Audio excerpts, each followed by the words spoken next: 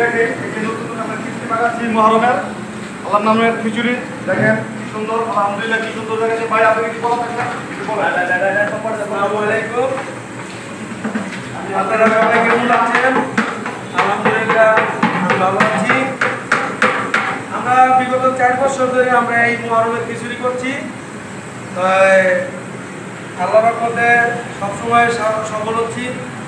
আর আমার উদ্যোগে আমার এই ভাই বাবুর্চি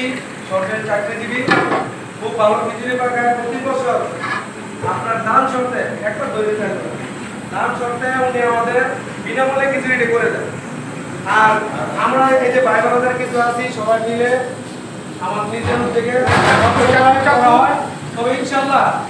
আপনারা সবাই থাকবেন প্রতি বছর এটা হয় আগামীতে যেন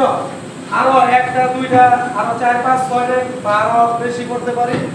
সেই দোয়া করবেন যারা দান করবেন তাদের দোয়া হবে ইনশাআল্লাহ যারা যারা দিচ্ছেন তাদেরও দোয়া হবে